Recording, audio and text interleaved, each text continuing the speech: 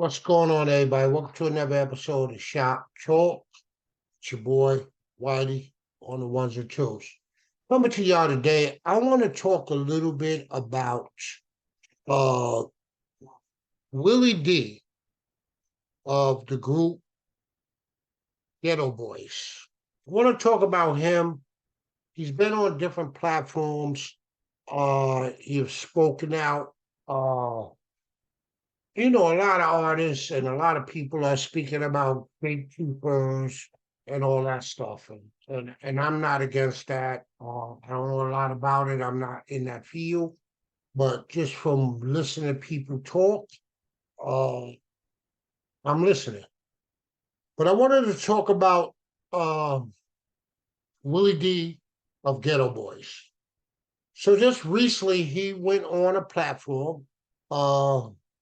Can't remember the name of the platform. I should have looked it up before I started this so I could shout them out and big up them for having them on. And big up to Willie D and the Ghetto Boys. And rest in peace, Bushwhack Bill. Wanted to just talk about Willie D. Now we all know Willie D got a platform. He got a podcast and he be on it. And I tune in sometime. And I listen to what he's saying. But just on this podcast that I watched and I felt some type of way. I felt and listen, I'm a little biased, New York bred, straight out of Harlem, all my life, for most of my life, early part of my life, born and raised in Harlem. So he spoke about, and I'm going to show y'all some of these videos. I'm going to show y'all some of it from this podcast. I have to be careful. I don't want to get copyrights, but I'm going to show y'all little clips of what he had to say. So he was on this podcast and he was asked how he felt about the 50 years, the anniversary, the 50-year birthday of hip hop. And he stated that pretty much he said it's full of shit. My question to Willie is, and I watched the whole podcast, I heard what you said. Is it full of shit because you wasn't on it? I know Scarface was on it. He was there. I also heard you speak a while back in regards to the awards, and Scarface was there, and I think he performed. I didn't see the awards, but I heard you speak about how you felt about it, and I heard Scarface, you and him have an interview on some platform about him performing the song without you being there. So obvious you wasn't invited to that. And if you was, you decided not to go. That's on you. But I wanted to talk about it because you said things that you said something about the East Coast and the West Coast. And listen, I want y'all to hear this. Y'all listen to this, and then I'm gonna come right back and I'm gonna finish what I was saying. Like what I suggest is that I think that it's so biased. I suggest that each region hold their own award shows or do their own top 50 playlist. Do their own top 50 MCs, top 50 greatest hip hop groups of all times. Because I can tell you. So I wanted y'all to hear that before I go on, but I'm gonna bring y'all a couple of more clips of it, I think. But I wanted to talk about it. And listen, I grew up on 80s and 90s hip hop. I know Ghetto Boys. I believe their first hit was back in 89, if I'm not mistaken. Y'all could go down in the comment section and y'all can let me know if I'm wrong. And I believe that first hit was Her Mind Playing Tricks on Me, which was a great song. I still play it to the day. I still love that song. Uh, I wanted to talk a little more about the group now, the Ghetto Boys. And we're going to get back to Willie D of the Ghetto Boys and his comments that he made on this podcast in regards to the 50-year birthday of hip hop. So the Ghetto Boys, when they was originated, when they was original Ghetto Boys consist of uh, Raheem, the Sir Jukebox, and Sir Rap-A-Lot. Well, Raheem and Sir Rap-A-Lot left the group. They left the group and added DJ Ready Red, Prince Johnny C, and Little Billy, the dancer, who later came to be known as Bushwick Bill. Rest in peace, Bushwick Bill. The first single the group released was Heartbreak back in 1986, which then followed with two singles. You Ain't Nothing, I Run This. This came out in 1987. And Be Down in 88.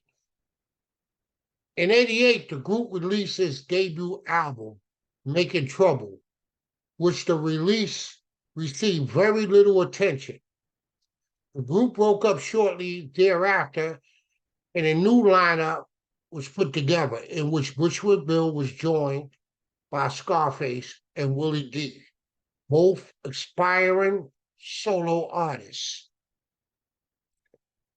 This new lineup recorded the 1989 album Rip It on That Other Level. The group in 1990 self-titled the album The Ghetto Boys, caused by Deaf American Records, the label to which the group was signed. At the time, to which distributors from Geffen Records to Warner Brothers Records, which marketing for the album done by Warner Brothers sister label, Giant Records. Because of controversy over the lyrics, in the early 1990s, several American politicians attacked rap artists associated with the gangster rap, including the Ghetto Boys. So I just wanted to get a little bit of that in so you understand and this is for like the younger generation who don't know who the Ghetto Boys is. Great group. They were great. I listened to their music, and to the day, I still listen to it. For the most part, Her Mind Playing Tricks on Me. All right? Because that was like a #1 hit. But I'm going to take it back again to the original conversation about Willie D because it really disturbed me to see the way he feels. So he said that he thought other areas that's involved in hip hop, West Coast, Southern hip hop, should have their own hip hop celebration. My question to you is, and I'm not mad at that, that's great. I think they do that now. We celebrate hip hop all over the world. East Coast, West Coast, South, all over the world. So, but my question to you is, can the South celebrate 50 years, the birth of hip hop? I don't think so. Because the birth of hip hop started on the East Coast. It started in New York City. Be Pacific, it started in the Bronx. So for you to say what you said, to me, sounded a little crazy. And then you said that, and I'll show y'all a clip of this again, that the gatekeepers pick who they want. But I watched the 50th anniversary for the most part, all of them, except for the awards. I didn't watch the awards. I did watch the Yankee Stadium thing. I watched all 8 hours and 19 minutes or 12 minutes or whatever it was. I know it was 8 and some change. I watched it all. And I've seen down south in there, seen West Coast in there. I actually seen Scarface in there. And if I'm wrong, but I'm pretty sure, I didn't go back and watch it again and look it up, but I'm sure Scarface was on that. You wasn't. And to me, this is my feelings, you feel a little bitter about that. Especially since the awards, because I seen you go at Scarface and question him.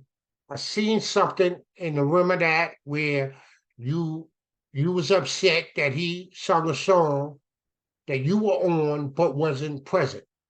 Why wasn't you present? I don't know. You need to go and tell the people and stop using the gatekeepers, because I believe there's gatekeepers. Absolutely.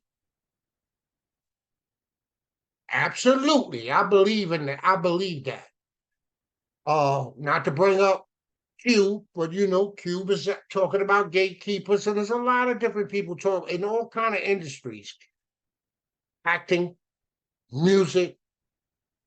I don't know about sports yet. I don't know. I haven't seen it.